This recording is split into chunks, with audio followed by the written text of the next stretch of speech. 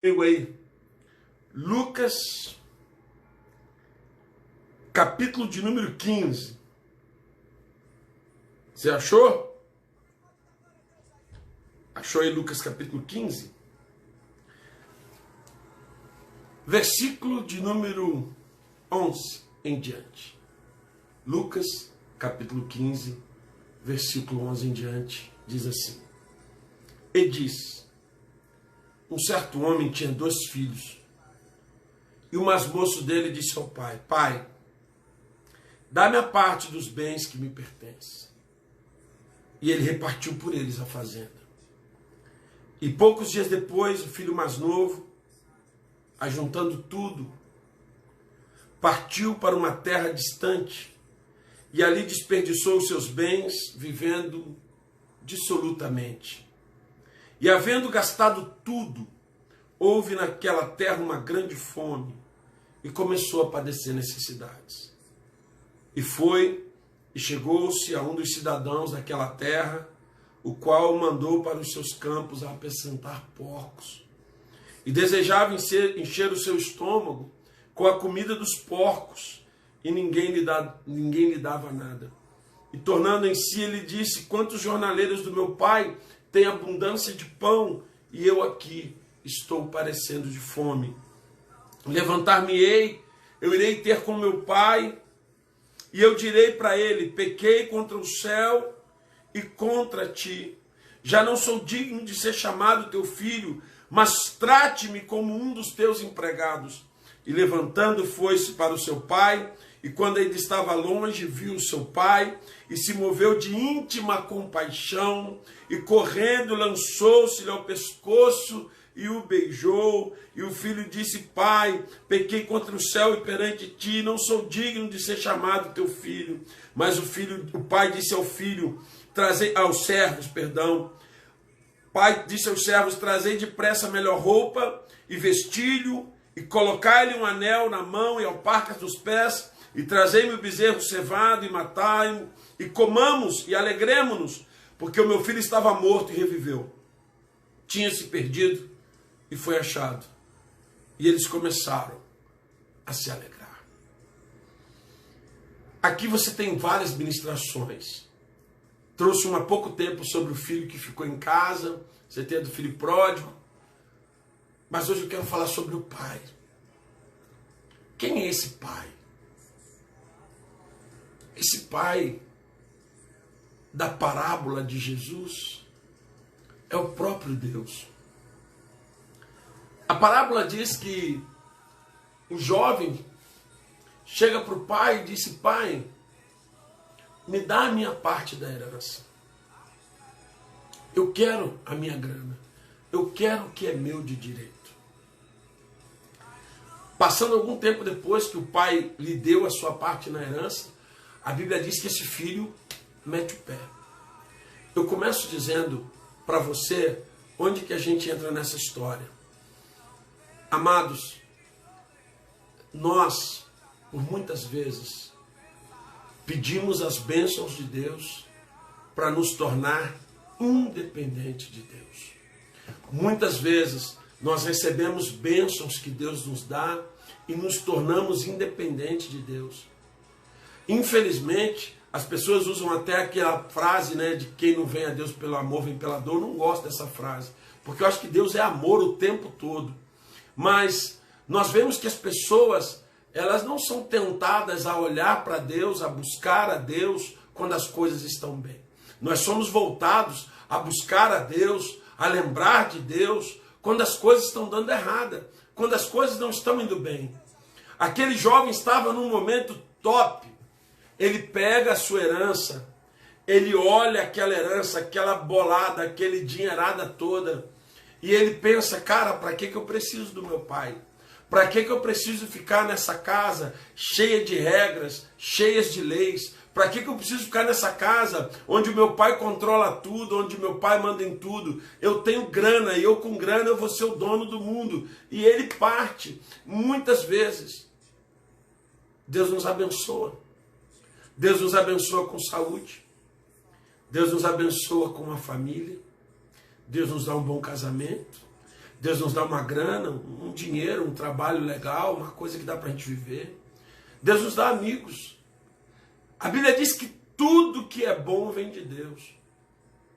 E aí, nós abençoados, nós tranquilos, começamos a achar às vezes as coisas de Deus muito chatas.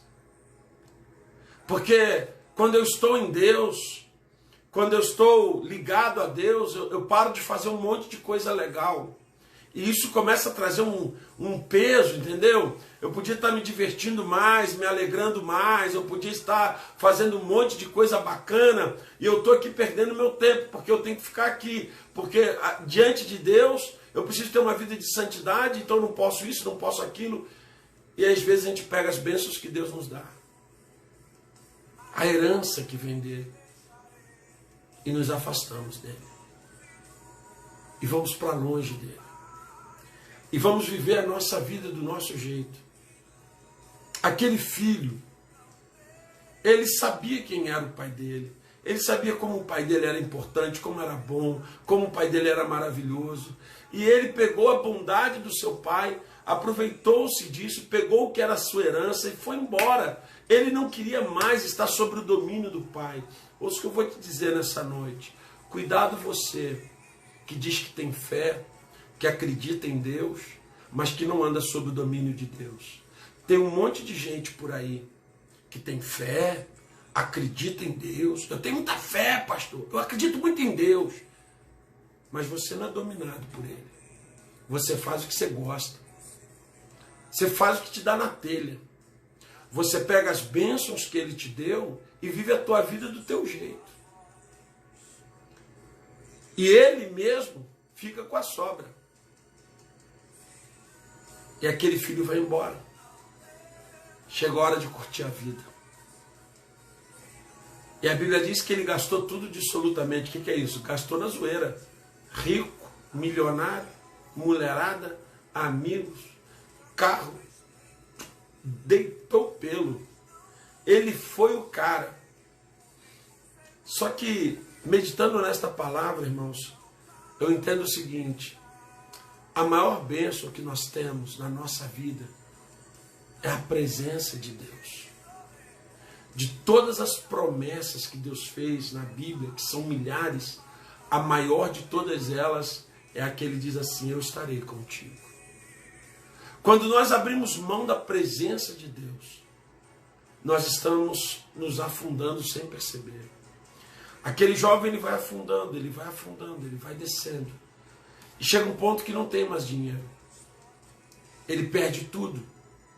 Ele perde o anel, que provavelmente era um anel muito caro e que tinha a marca da sua família. Ele teve que vender provavelmente para comer. E ele perde o anel, que era a marca da sua família. Ele perde as suas roupas. Ele vai perdendo tudo, tudo, tudo, tudo. O mundo vai consumindo. Eu tenho visto hoje pessoas que o mundo está consumindo. O mundo está consumindo o dinheiro dele. O mundo está consumindo o casamento dele, o mundo está consumindo a família dele, o mundo está consumindo os filhos dele. E ele está lá, iludido, achando que está abafando. E na verdade ele só está perdendo. Nada está sendo adquirido, só gasto.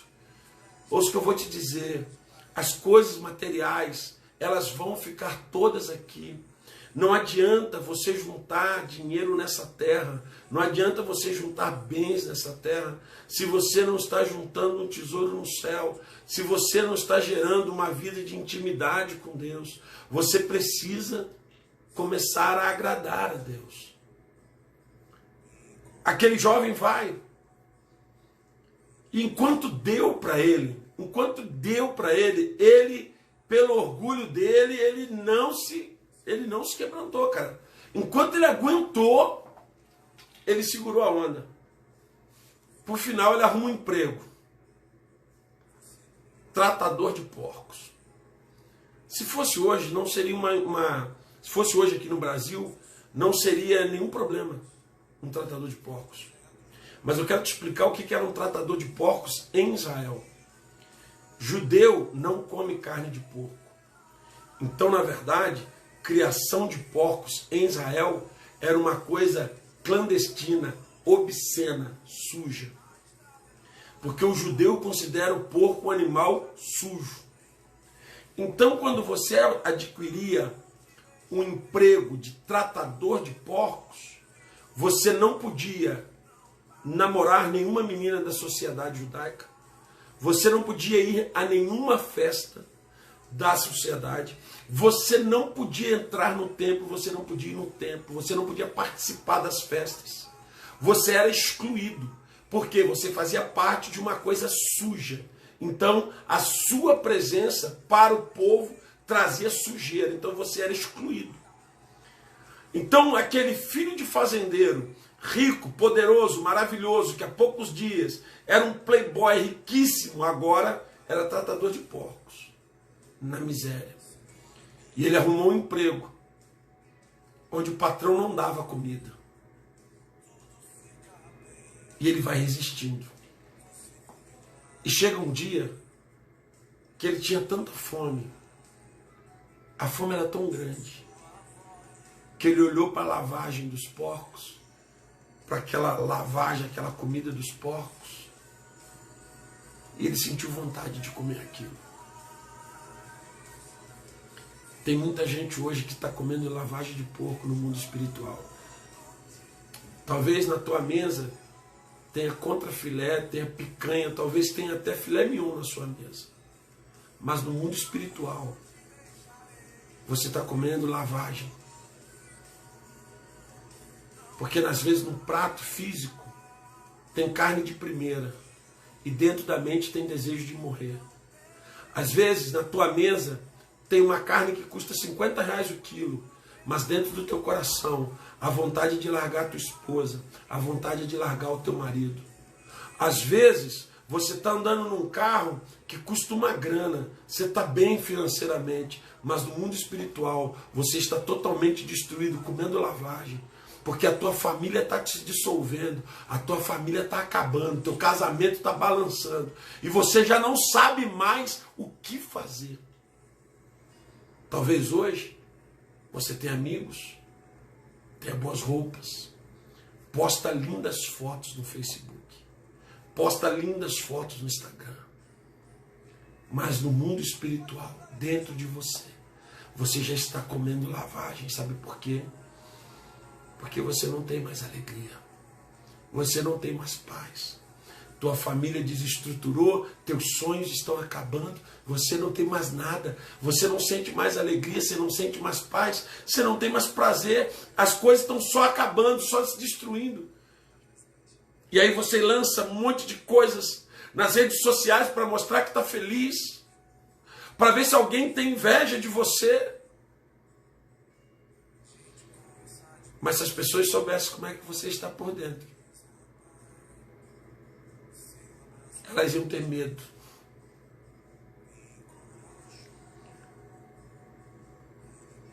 Essa semana eu estava conversando com uma pessoa num aconselhamento. E ela disse: o senhor viu as minhas fotos na rede? Eu disse: vi. Parece estar tão bem, né? Eu falei: parece. E a pessoa disse: mas eu estou morta. Eu estou destruída por dentro.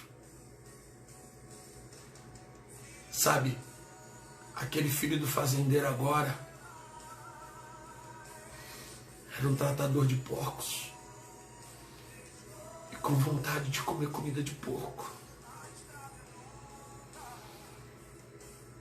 Não importa o quanto de dinheiro você tem, não importa o quão bonito ou bonita você é, não importa o quão bonita está a foto que você colocou no Instagram, que você colocou aí no Facebook, não importa o quanto a tua aparência é bonita, se por dentro você está morrendo dia após dia, se por dentro as coisas que são importantes para você estão acabando, teu casamento, tua paz, tua saúde, tua família, teu amor próprio.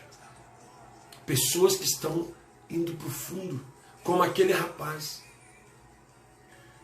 E quando ele vai comer a comida dos porcos, no auge da sua desgraça, do seu desespero,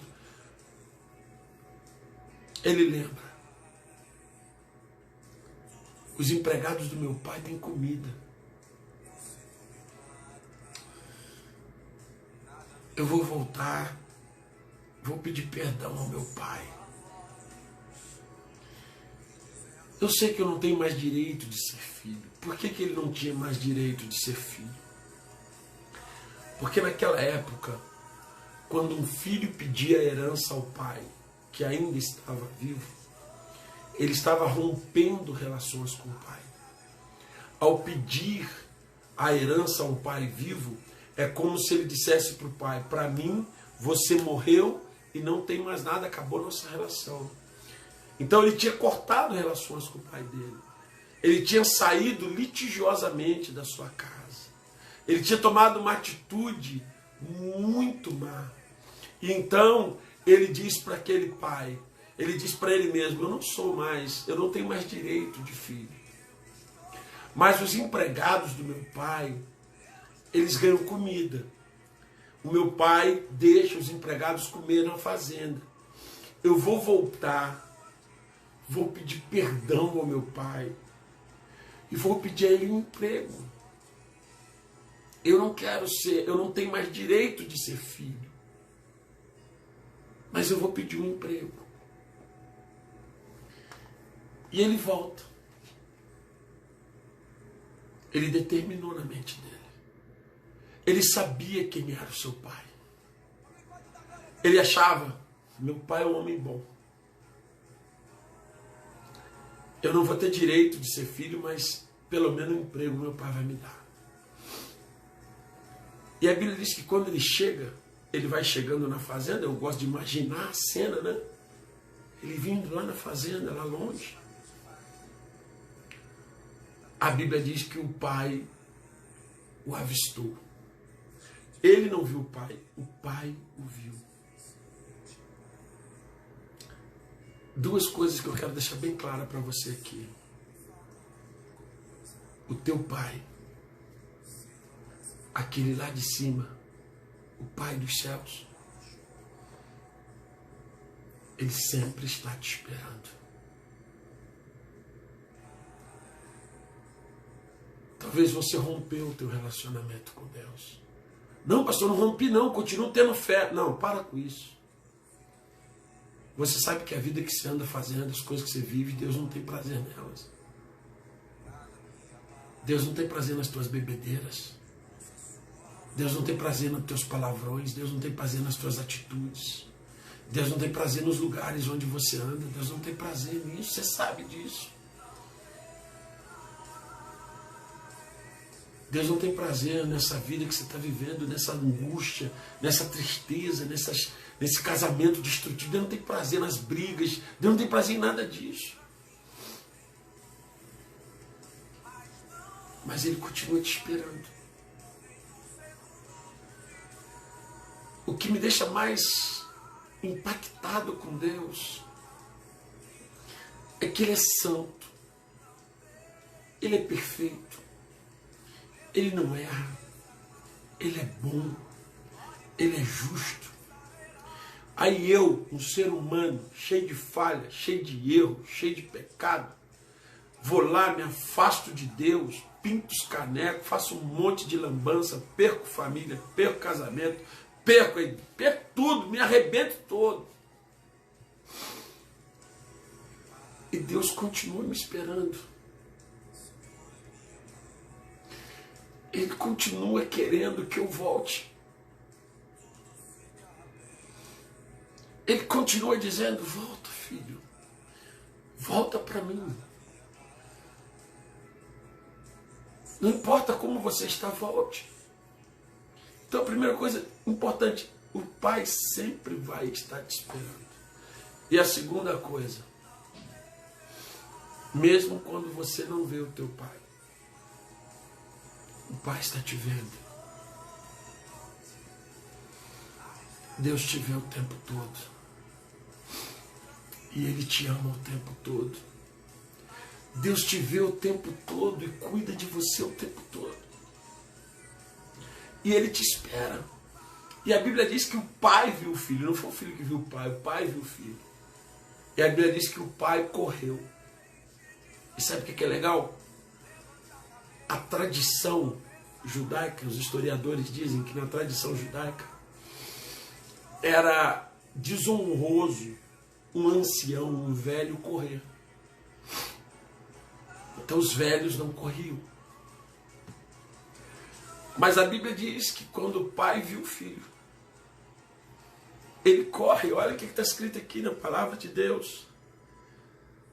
A palavra de Deus diz: viu seu pai de longe e se moveu de íntima compaixão e correndo.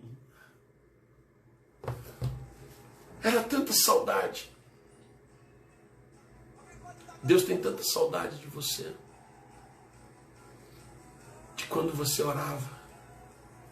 De quando você cantava. De quando você buscava a presença dele. De quando você mudou. De quando você queria ser dele.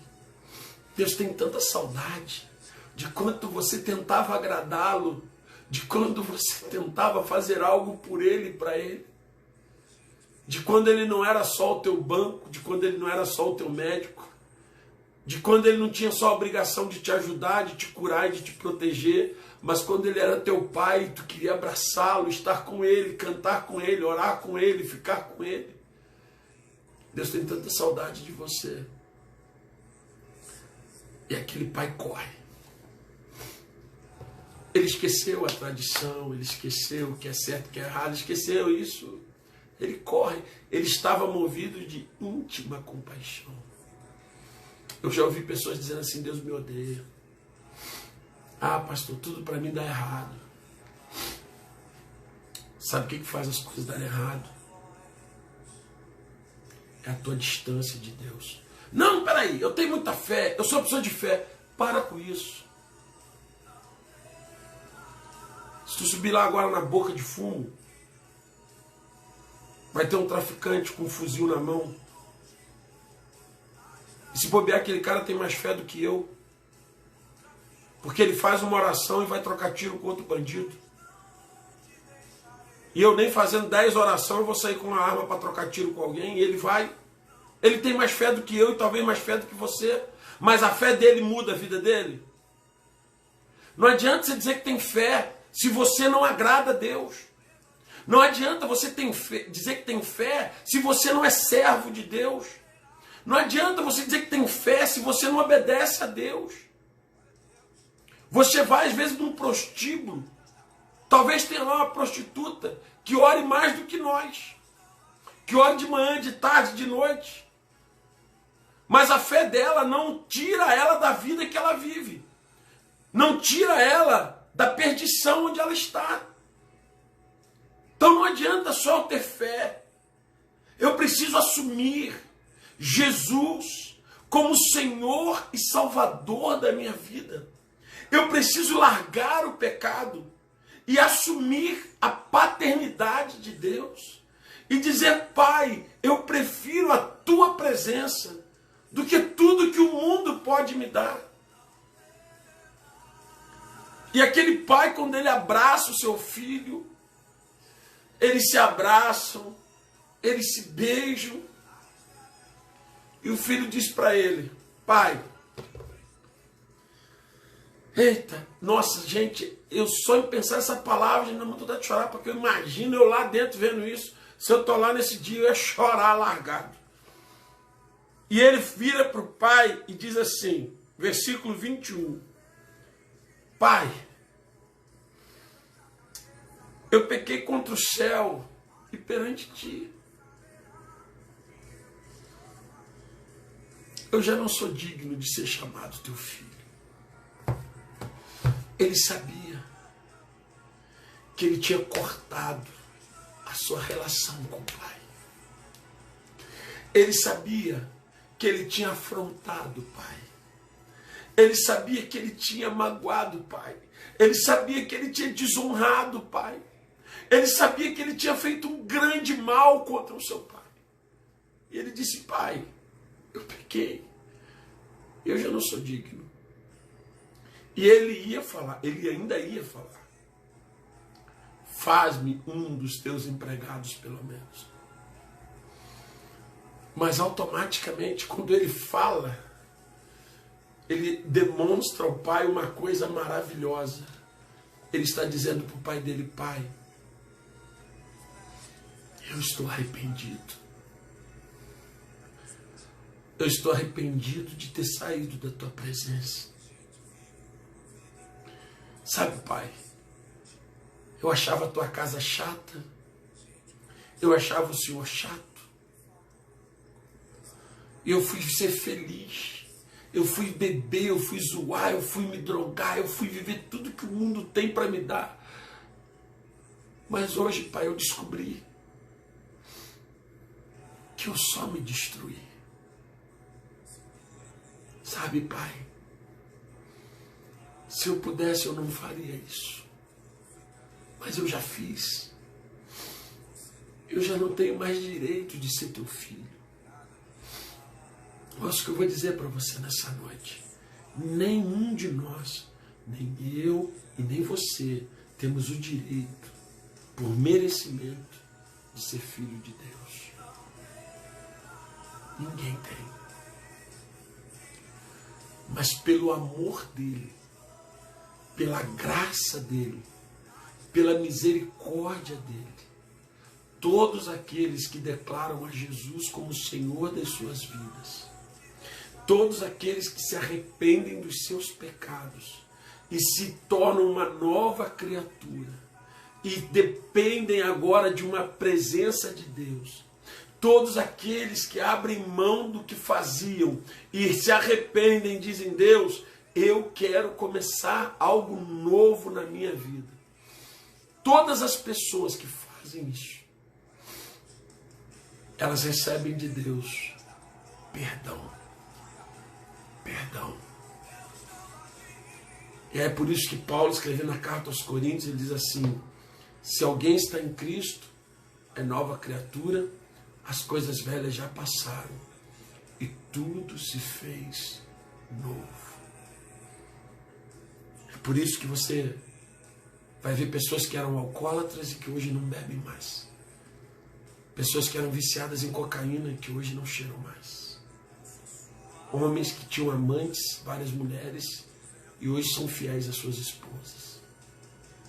Mulheres que eram infiéis e se tornaram fiéis. Filhos que desonravam os pais, que eram rebeldes, e hoje são filhos de excelência. Sabe por quê? Porque elas correram para Jesus. Elas correram para o Pai, se arrependeram dos seus pecados, e o Pai as perdoou e transformou as suas vidas. Então ele chega para o Pai e diz: Pai, eu pequei contra o céu e contra ti, eu já não sou digno. E ele ia falar: me faz um empregado. Quando ele ia falar isso, o pai já olha para o empregado e diz assim: traz um vestido novo para ele.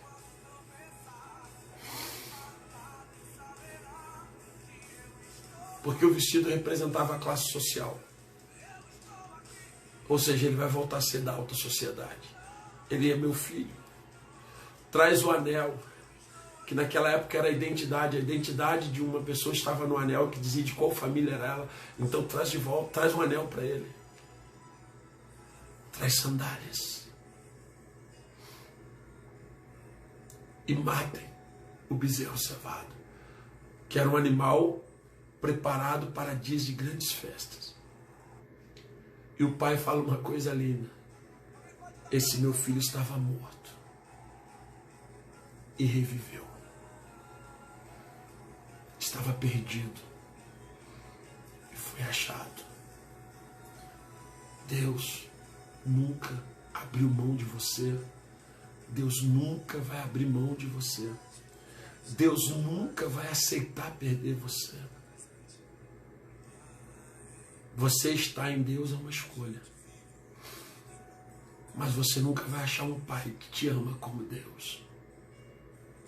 Você nunca vai encontrar um pai que queira tanto o teu bem como Deus. Não importa onde você está hoje. Não importa o quanto você errou. Não importa o quanto você se afastou. Não importa o quão difícil está a tua situação hoje. Se você se arrepender e você correr para Ele, Ele vai te restituir. Ele vai te restaurar. Ele vai te renovar. Ele vai te dar vida. Ele vai te dar cura. Ele vai te dar uma história nova. É Ele quem tem poder para restaurar teu casamento.